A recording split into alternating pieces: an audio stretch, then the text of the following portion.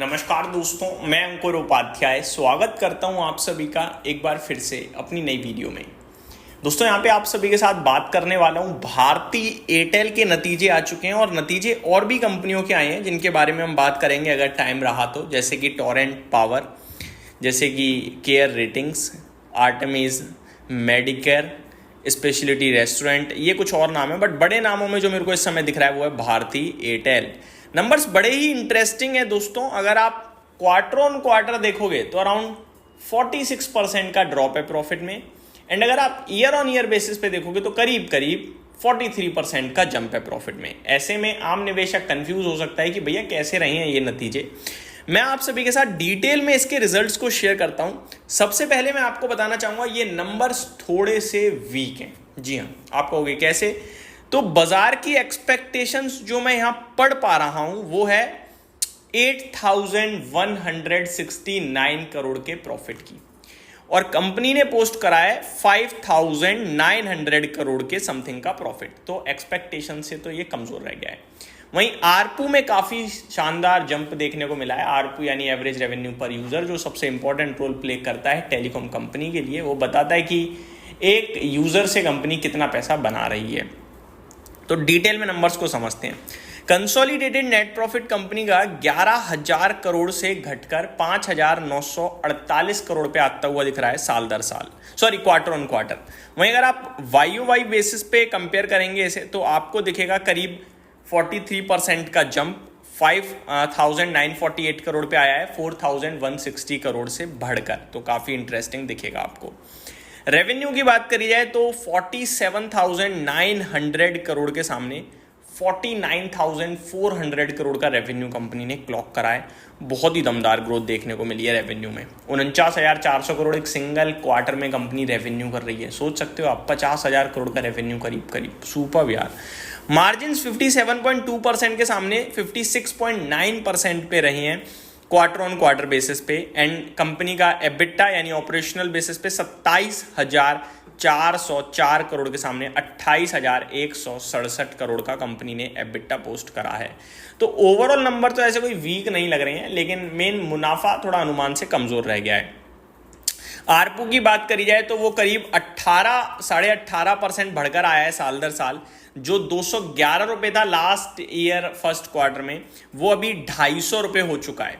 Smartphone data customer rose 21.3 million YoY and 3.9 million quarter on quarter. तो smartphone का data भी बता रहा है कि वो यूजर्स बढ़ रहे हैं। साल दर साल काफ़ी अच्छी बढ़त देखने को मिली है और क्वार्टर ऑन क्वार्टर भी काफ़ी अच्छी बढ़त देखने को मिली है। Now representing 77% of overall mobile customer base. Mobile data consumption meanwhile rose तो काफ़ी अच्छा है, तो डेटा भी काफ़ी ज़्यादा लोग यूज़ कर रहे हैं। अब शॉर्ट में देखे जाए तो इंडिया रेवेन्यू जो है कंपनी का वो 37,585 करोड़ पे आया है, 29% साल दर साल बढ़ा है। एबिटा 22,352 करोड़ पे आया है, साल दर साल 43% बढ़ा है। एबिटा मार्जिन 59.5% पे आए हैं। तो ये ओवरऑल देखा जाए तो नंबर्स आपके लिए काफ़ी स्ट्रॉन्ग है। कस्टमर बेस लगभग 43.6 करोड़ का है और 436 मिलियन लिखा, हाँ जी 43.6 करोड़ ही हो गया। केपेक्स कंपनी ने जो इस क्वार्टर कराया वो 7,273 करोड़ का किया है। बात करी जाए अगर अफ्रीकन मार्केट की कंपनी की, तो रेवेन्यू कांस्टेंट करेंसी में देखा जाए तो 24.9% अप है। अफ्रीकन बिजनेस की बात कर रहे हैं हम।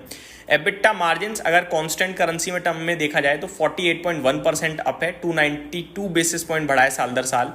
EBIT margin at 31.4% up 244 basis point साल दर साल।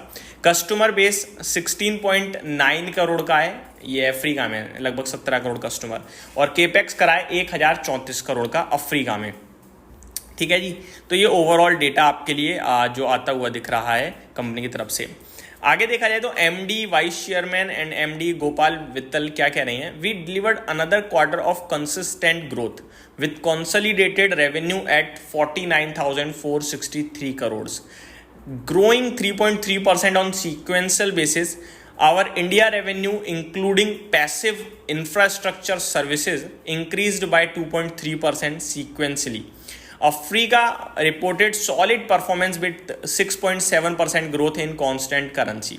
India mobile business recorded a sequential growth of 2.9%, driven by a continued focus on portfolio premiumization and uh additional day in the quarter, we added 4 million smartphone data customer. तो overall काफ़ी strong commentary type दिख रही है और growth दिख रही है। Africa में थोड़ी ग्रोथ ज़्यादा है क्योंकि बेस छोटा है वहाँ पे, अभी 17 करोड़ यूजर्स हैं। भारत में बहुत बड़ा बेस हो चुका है अभी एयरटेल का, तो यहाँ पे उतना ग्रो करना आसान नहीं होगा। बट ओवरऑल नंबर देखे जाए तो ठीक है, बट अनुमान से हल्के से कमजोर रह गए हैं। ऐसे में क्या करें क्या ना करें, मेरे को लगता है पोर्टफोलियो स्टॉक है, इसमें ज़्यादा कुछ छेड़खानी करनी चाहिए नहीं आपको। दिन प्रतिदिन लोग मोबाइल के तो मतलब ऐसे हो गए हैं कि पहले एक मोबाइल अभी दो दो रखने लगे, तो वो तो बढ़ता ही जा रहा है दिन प्रतिदिन। तो मेरे को लगता है पॉजिटिवली आपको लेना चाहिए इस स्टॉक को। बाकी कोई करेक्शन आएगी तो वहाँ बाइंग आ जाएगी, ये मेरे को लगता है।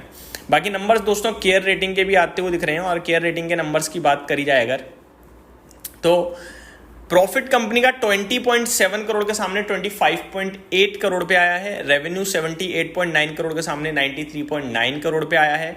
मार्जिन्स 27.65 करोड़ से 27.65% से 29.54% पे हैं, और एबिटा कंपनी का 21.8 करोड़ के सामने 27.7 करोड़ है। तो मैं थम्स अप दूंगा इस नंबर को। और वैसे भी केयर, इकरा और क्रिजल तीनों ही अच्छा कर रही हैं। यही समाप्त करते हैं इस वीडियो को। Thank you so much for watching this video. Have a great day guys.